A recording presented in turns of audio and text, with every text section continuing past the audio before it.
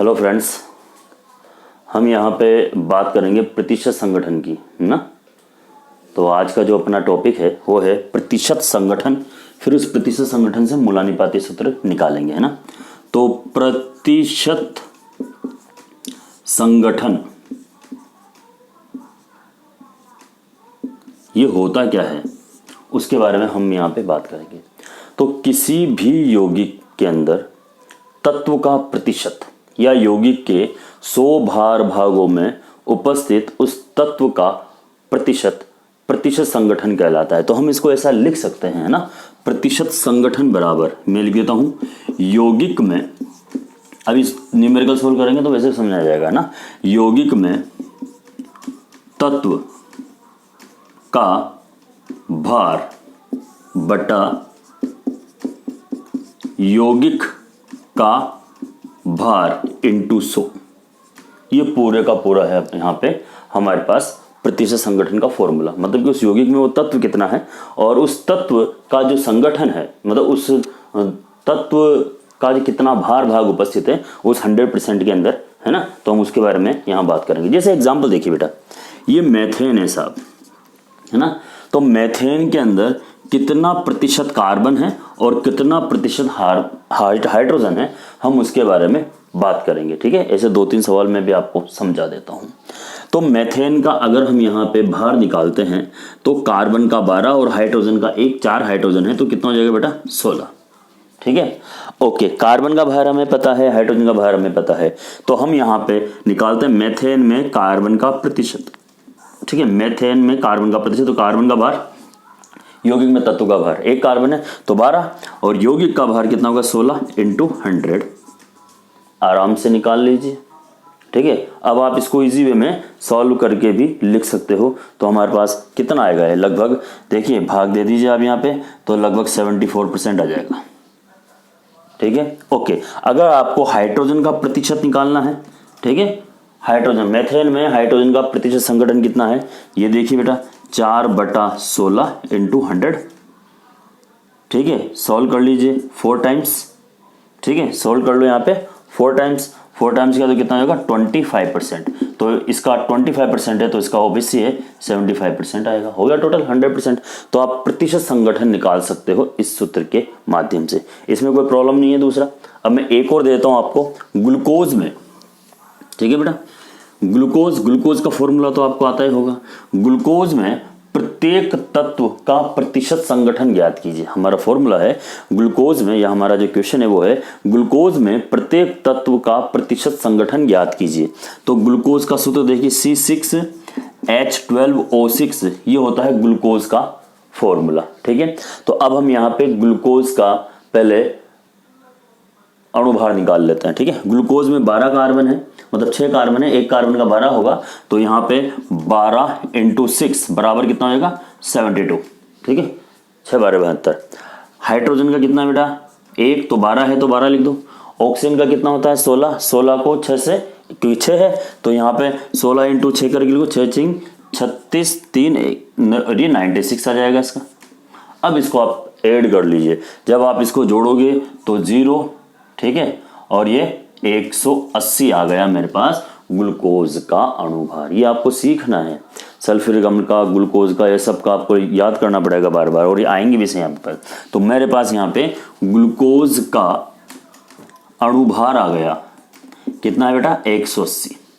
अब मुझे प्रत्येक घटक का निकालना है, ठीक है। तो ग्लूकोज में कार्बन का प्रतिशत संगठन, ठीक है, आपको फॉर्मूला है, याद है, फॉर्मूला आपके पास है कि यौगिक में तत्व का भार, कार्बन कितना भैया 72 ग्राम, ये कितना है 180 इंटू 100, सोल्व कर लो दिस वन। अब ये देख लो किससे कट रहा है, जिससे आप इसको काट सकते हो उससे काट दीजिए, ठीक है। अगर आपसे ये कट रहा है तो 9 से काट दीजिए यहाँ पे, ठीक है, 9 से काट दीजिए, 2 से काट दीजिए या 9 से काट दीजिए। 2 से काटोगे यहाँ पे 18 को 9 बार कटेगा, इसको आप काटोगे तो 3 और 1, ओके, है ना, नहीं 3 और 1 6, सॉरी, ठीक है, ओके। अच्छा, 9 को फिर काट दीजिए 3 से, ये 3 बार, और ये कितनी बार कटेगा बेटा, ये कटेगा 12 बार, 3 तिया 9 और ये ये भरा दिया 36, ठीक है ओके। फिर काट दीजिए 3 से इसको, कितनी बार ये कटा, 4 बार, कितना आया 40%, 40% आपके पास आ गया, ठीक है। आराम से धीरे धीरे करो, कोई दिक्कत नहीं है। अच्छा अब देखिए कार्बन का प्रतिशत निकाल लीजिए बेटा। ग्लूकोज में कार्बन की प्रतिशत मात्रा कितनी होगी, निकाल लो भैया, कितना है 12 ग्राम, 180 इंटू 100, ईजी है ये तो, और भी आराम से हो जाएगा। ये लो साहब, सिपर से सिपर यहाँ पे उड़ा दीजिए। अब आप वैसे ही आप करते जाइए, 6 बार कटेगा, 3 से ये 4 बार कटेगा और ये कटेगा 6 बार, ये 3 से ये 2 से काट दो, ये 2 बार कटेगा, ये कटेगा 3 बार, ठीक है साहब। 20 में 3 का भाग दे दीजिए, कितना होगा 6 तिया 18, बचे 2, ठीक है 0.06, 6.6% क्या होगा, हाइड्रोजन हो जाएगा साहब, ठीक है। तीसरा देखिए ऑक्सीजन की प्रतिशत मात्रा, ऑक्सीजन कितना था हमारे पास 96%, ये लो जी, ये 96%, 180 इंटू 100, ठीक है। तो यहाँ पे देख लीजिए कितना आएगा, ये लगभग 54 या 53 पॉइंट समथिंग, 53.33%, 53.33% आ जाएगा, ये 66%, तो पूरा 100% हो गया।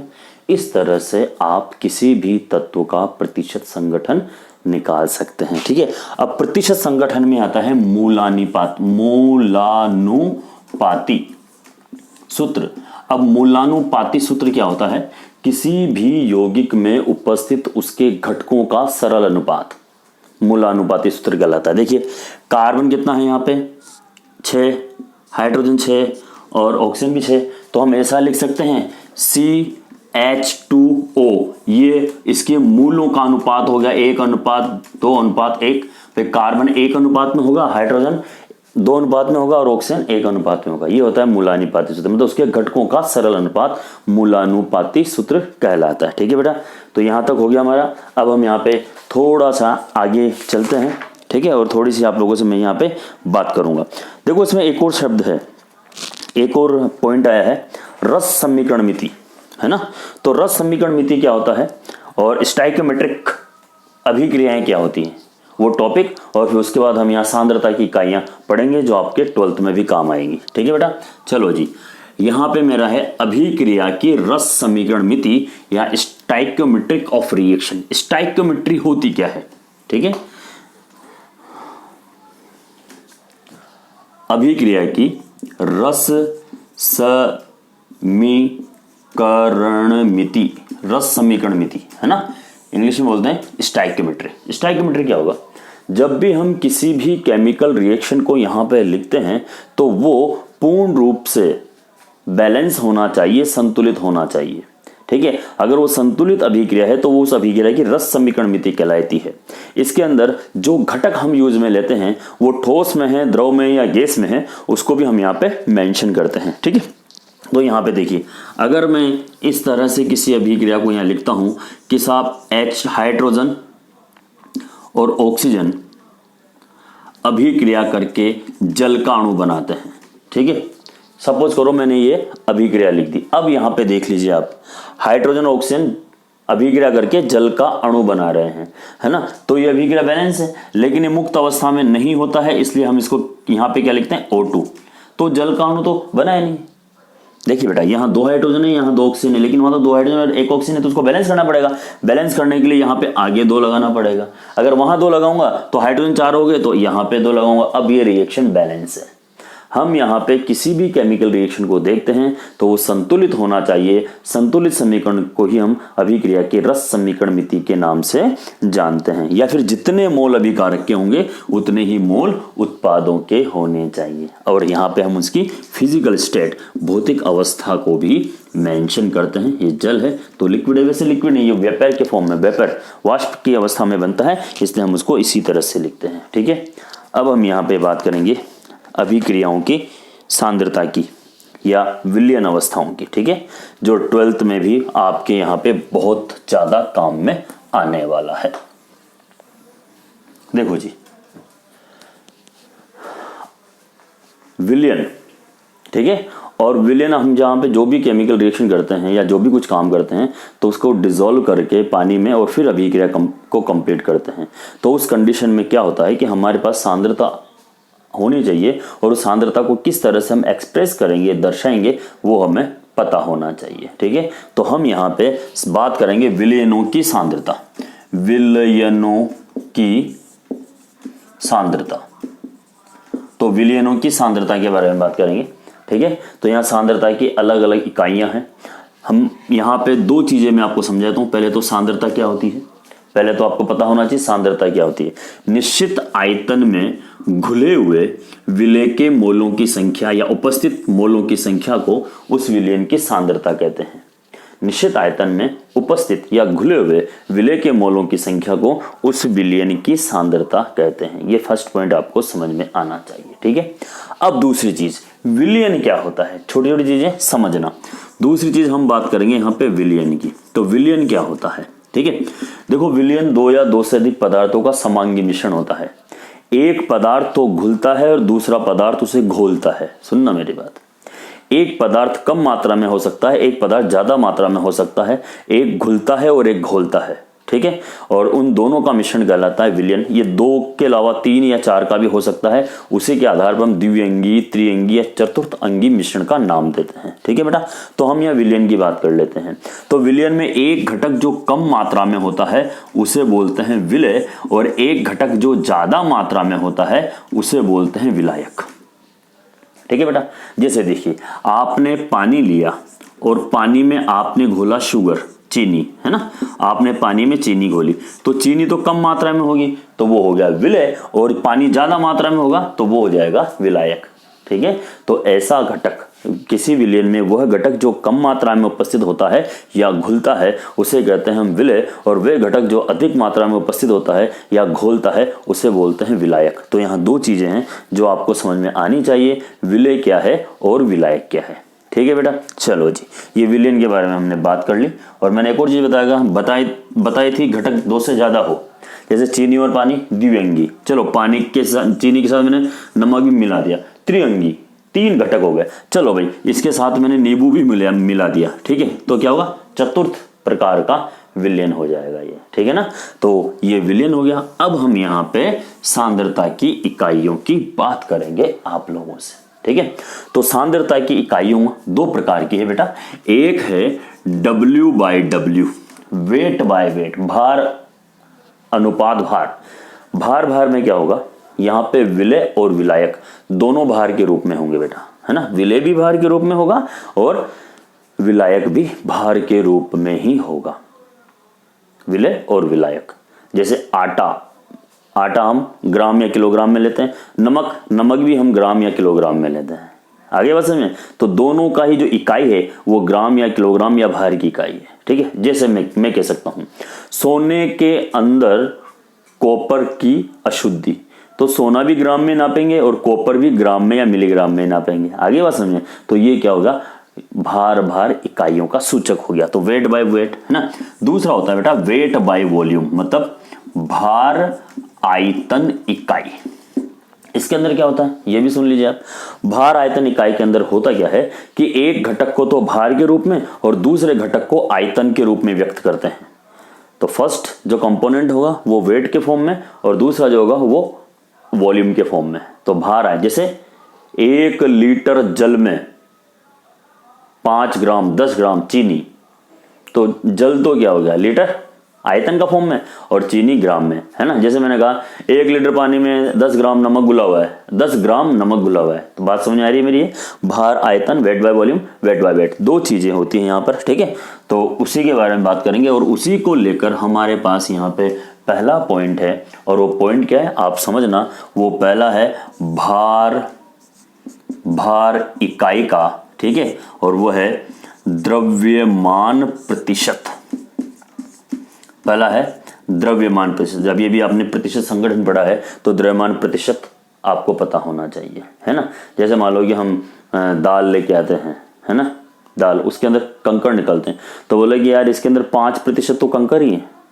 मतलब क्या हुआ कि उसके 100 ग्राम पार्ट के अंदर, दाल के 100 ग्राम भार भागों में कितना ग्राम कंकड़ उपस्थित था, बस यही इसकी डेफिनेशन है।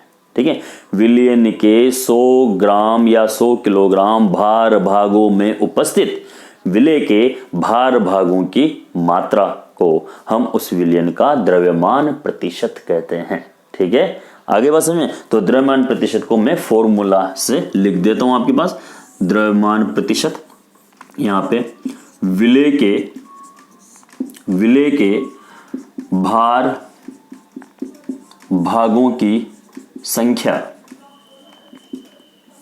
या भार भागों की मात्रा, है ना, भार भागों की मात्रा, ठीक है, 100 ग्राम में, अपॉन विलयन का द्रव्यमान इंटू 100। ठीक है, देखो बेटा, विलय के भार भागों की मात्रा को हम डिनोट करते हैं WB से, और मैंने अभी बताया था विलय और विलायक, है ना, विलय और विलायक मैंने अभी आपको बताया था। तो विलय और विलायक मिलके क्या बनता है, विलयन।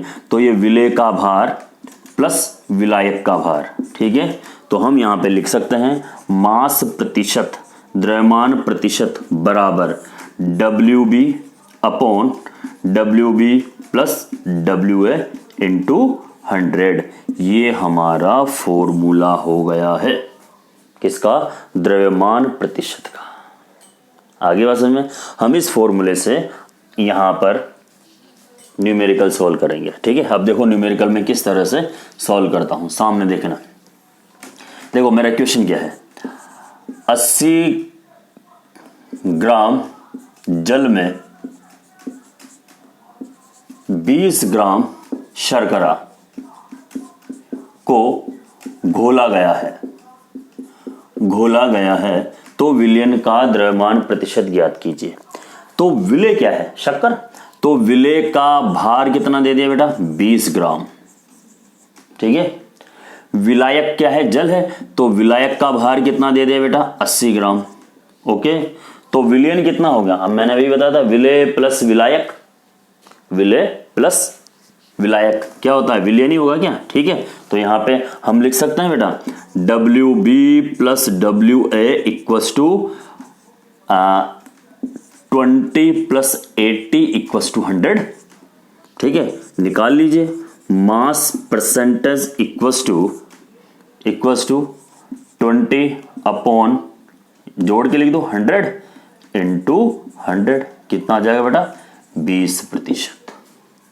ऐसे बहुत सारे छोटे छोटे अच्छे न्यूमेरिकल मिलेंगे आपको सीखने के लिए, देखने के लिए। ठीक है, वो जब आप सीखोगे देखोगे तो इजी वे में आपके सामने होंगे, और सामने होंगे तो शायद आप आराम से उसको कर पाओगे बिना बोले बिना देखे, है ना। ठीक है, तो आप इन चीज़ को देखना करना। आपकी बुधवार को प्रॉब्लम क्लास है। ठीक है, उसमें जो भी आपकी प्रॉब्लम है हम ऑनलाइन आएंगे और सॉल्व करेंगे।